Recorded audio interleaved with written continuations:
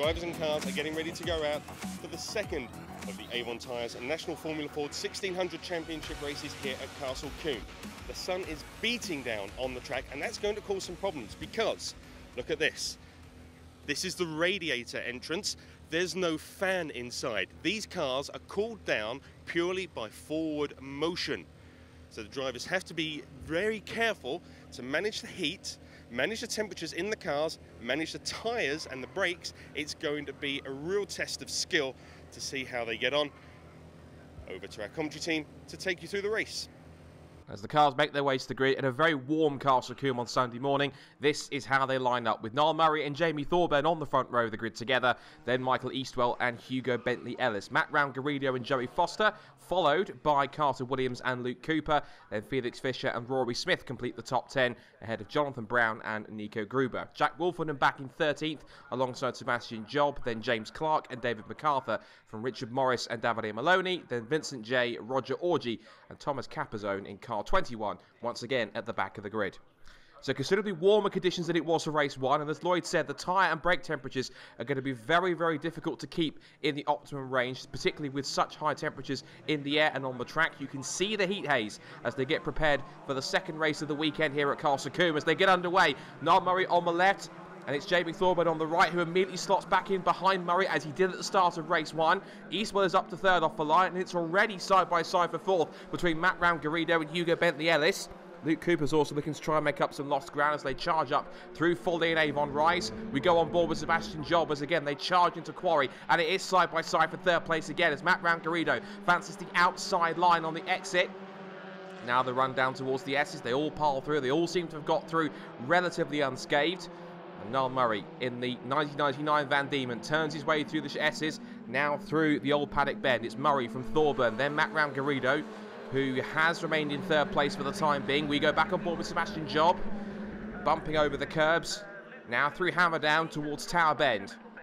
They turn their way through the right-hander, and Matt Round-Garrido in a slightly better position than he was at the start of race 1. He was back in 5th in the opening laps, but he's now up there in a podium position already, and he would dearly love to get up there and battle with his teammate Niall Murray, but he has got a very racy Jamie Thorburn to get around to take second place. Leaders down towards Camp Corner for the end of the first lap. Here's a battle developing with Hugo Bentley-Ellis. Wide goes Thorburn on the exit of Camp Corner, and that could put him under massive pressure for Matt Round-Garrido. They charge through, and indeed it has, because Matt Round-Garrido is now side by side and sweeps in front of Jamie Thorburn just before they get to Avon Rise. Murray continues to lead, but it's now brought Michael Eastwell into play now in 4th position. So the white and blue car in the mix, and behind them, it's action stations between Joey Foster and Luke Cooper, who is now defending from Hugo Bentley-Ellis down towards the S's. So already we're just barely a lap into the race, and there's action all the way down the field. Niall Murray looking to try and break away in these early stages. 2 cars off in the background. One of them was Jonathan Brown. The other one is Rory Smith off in the background. So his race has taken a nosedive very quickly indeed. And they turn into Tower again for the second time. And Niall Murray just starting to break away a little bit here as they turn back into Bobby's. He's got a small advantage. He's just allowing the cars behind to scrap amongst themselves.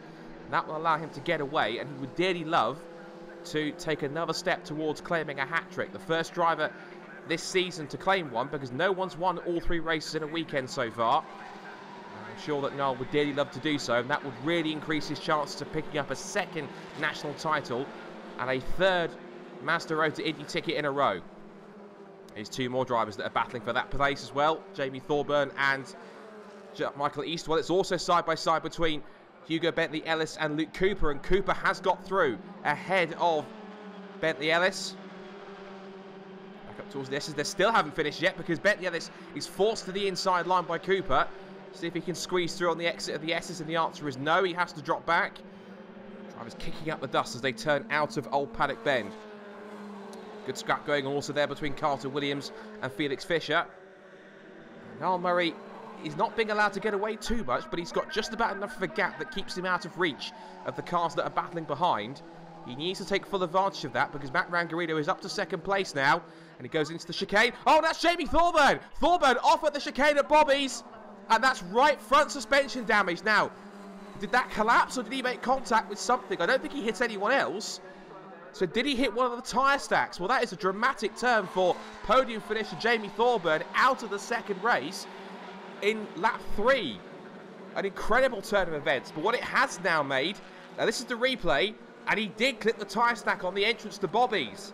Straight off onto the grass. He was very lucky not to spear off into the cornfields, but parks it up, and that, I'm afraid, is his afternoon taking an early end. We'll have to see if he can get out for race 3. A lot of repair work for the Cliff Dempsey team to get that car back out again.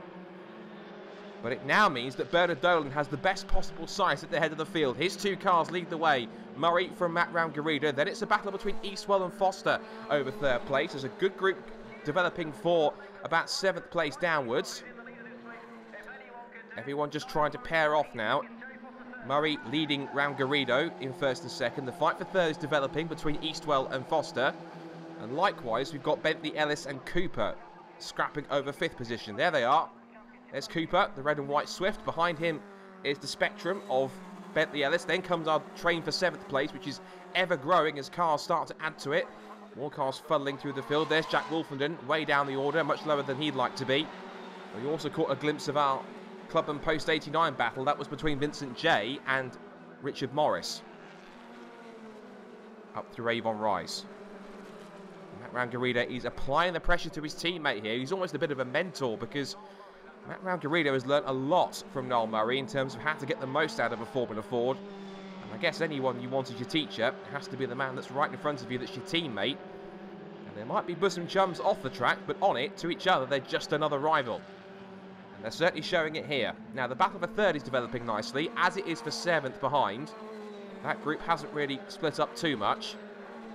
But the 2 Team Dolan cars are just working together a little bit here to try and pull away from the cars behind them. And it has to get to a point, I'm sure, where they have to allow them to race, because even though Noel Murray is the championship leader, Matt Round-Garrido is also a title contender. So it's not as if that Matt Round-Garrido just has to sit back and allow Murray to take the advantage. He has to keep on pressing and finding an opportunity to force Murray into a mistake, and that's not easily done. But we did see that towards the end of the 1st race on the last lap, where he did run wide on the exit of the S's, and that did put him under threat from Thorburn. So it is possible. And Murray has made mistakes before in the past, but it's very rare it happens, as again, Matt Round-Garrido looking very racy indeed back into Quarry. So, no change. Oh, and that's Jack Wolfenden out of the race. His torrid season continues. He climbs out of the Furman chassis. And while it was a champion chassis last year in the hands of Luke Williams, the Furman is struggling in 2018.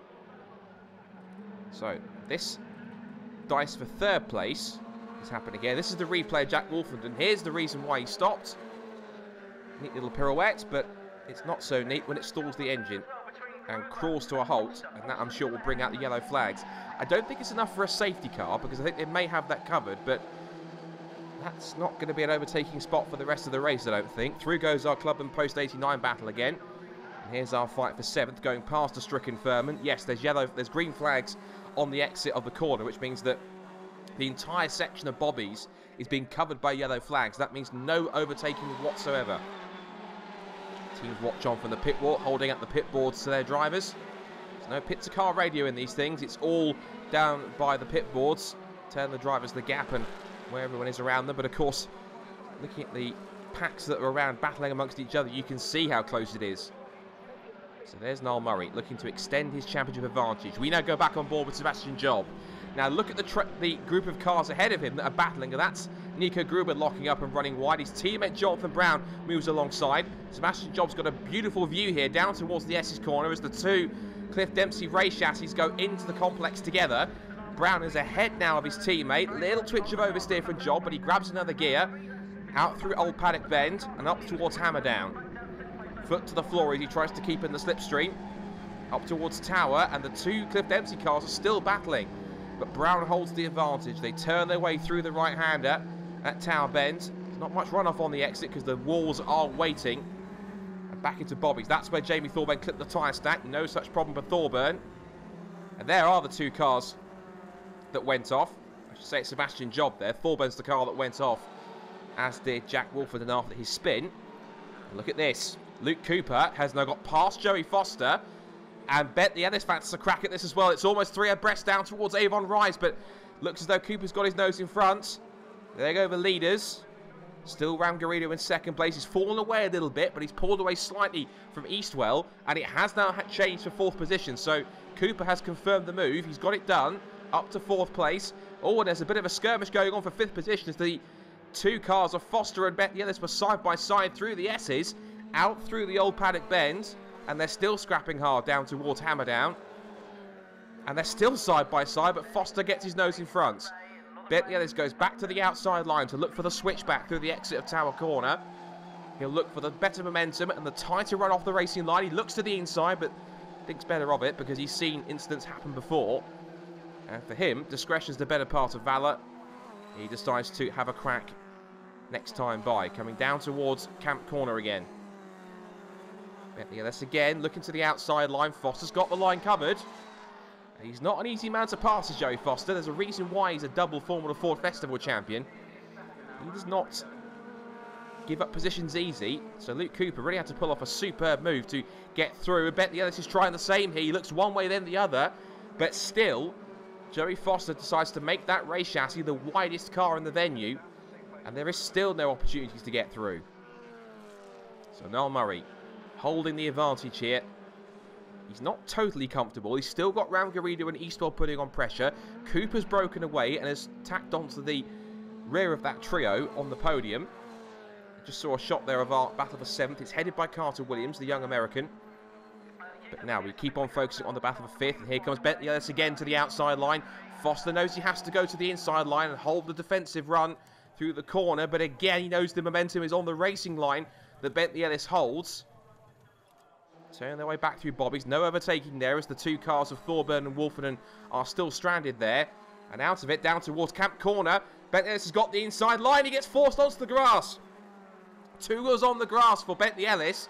Just about backs out of it and keeps his foot in. He's a brave man to do that one, but he will not be impressed by that. And Foster will say, well, you chose to go there, so I'm entitled to defend my line. But Bentley Ellis won't see that as much comfort. He looks to the outside again. It'll be the outside line for Quarry. They're side by side again. They bang wheels down towards the right-hander. And Bentley Ellis runs wide. He skates out to the outside of the circuit. Waves his hand in frustration. Come on, Joey. That wasn't fair. But they stay as they were before then. So Joey Foster has got a few car lengths breathing space now between himself and Bentley Ellis. But it wasn't without contact. We saw the puff of smoke. Let's see our fight for 7th here. There's Carter Williams ahead of Fisher. Oh, and that smashing job spinning. Smashing job into the barriers, and it was such a good run for the rookie.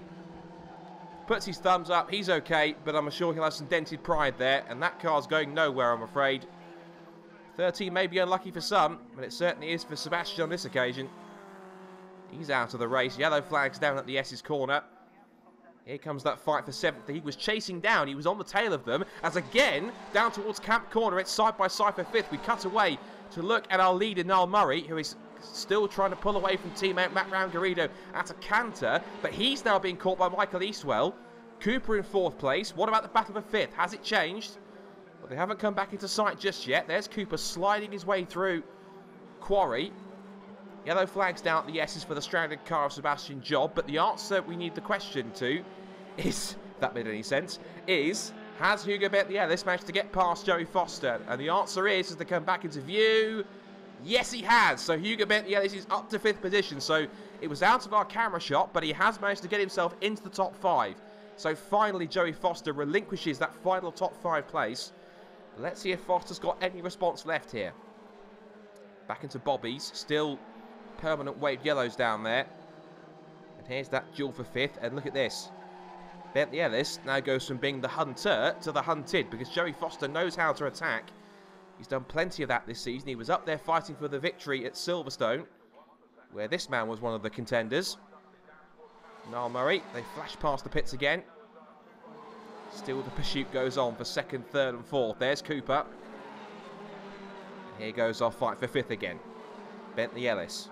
Foster. Bentley Ellis in the white and blue car. The Cornish Express, as they call Joey Foster rather affectionately. You can see why, because he's rapidly approaching behind Bentley Ellis again, looking to try and repass. But Niall Murray has got this race in his pockets at the moment, but 2nd place isn't settled because Eastwell is closing corner by corner. He's getting ever so closer. Staring at the back of that gearbox of the Medina chassis. Back through Tower again. It must be towards the end of the race now. A little wide from Eastwell. But it's all about who can keep their nerve, who can apply the pressure, and who can absorb it the most. So far, Rangarino is absorbing it pretty well. But I wouldn't put past Eastwell to try and line him up for a pass anytime soon because he's in striking distance. They come back into Camp Corner again, through the right-hander and onto the pit straight. Back across to end the lap. He's looking very close. He's going to pick his moment here as we're on the last lap of the race. Eastwell looks to the inside line. This will be for Avon Rise. But it'll be the outside line for Croy. They almost bang wheels again. It is side by side into the braking zone. They're almost touching. They're turning together. Rangarino holds the inside line. Eastwell on the outside, on the exit of the corner. They touch wheels and Eastwell goes around. Off goes Michael Eastwell, spinning onto the infield. Well, that was a close one. I don't really want to call it because I'm not a steward or a clerk of the course, but it looked 50-50 to me. Here's the replay now. Eastwell holds the outside line. Rangarino has to go out wide as much as he can. He can't go much further. That looks 50-50 to me, but we'll have to wait and see what the stewards say. I don't want to say it was one blame or the other because both of them held their line. They just drifted into each other. So I can't really see blame being apportioned to one more than the other, but Eastwell will feel very aggrieved. And the fight for second's not over yet. That could change between Rangarino and Luke Cooper, but no change for the race winner, Noel Murray, with a perfect lights to flag victory. He makes it 2 from 2 at Castle Combe, and the fight for second goes right down to a line, and it's going to be Matt Rangarino who will hold on to second place. Cooper gets third, Bentley Ellis gets fourth from Foster and Eastwell, then Carter Williams, Nico Gruber, Felix Fisher, and Jonathan Brown.